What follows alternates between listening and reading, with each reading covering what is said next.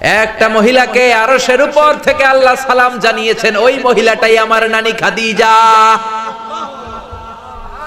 বিশ্বনবী খাদিজার এত ভালোবাসতেন, বিশ্বনবী বলতেন, আল্লাহ কিয়ামতের দিন যখন কেউ কাউরে চিনবে না, ওই কঠিন দিনে আমি যেন আমার প্রাণের খাদিজারে ভুলে না যাই।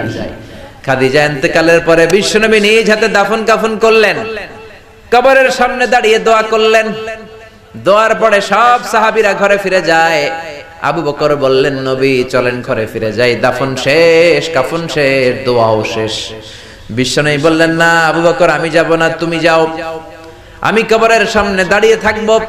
যেই মহিলাটাকে এই কবরের মধ্যে আমি শোয়ালাম রে আবু বকর, এই মহিলাটা সাধারণ কোন মহিলা নয়, আমার বিপদের দিনের সঙ্গিনী খাদিজা।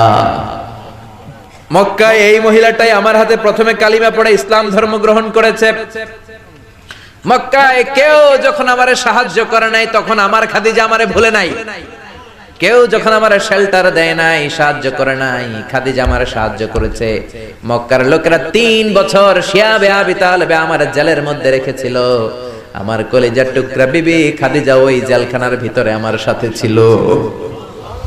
আবু বকর, তোমার মনে চায় তুমি ঘরে ফিরে যাও, আমি এখানে দাঁড়িয়ে থাকবো।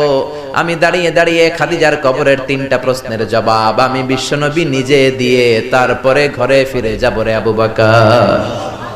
সাইয়েদনা জিবরাইল এসে বললেন, ইয়া রাসূলুল্লাহ, ইয়া হাবিবাল্লাহ, দাঁড়িয়ে থাকার দরকার নাই, আপনি ঘরে ফিরে যান। আল্লাহ বলেছে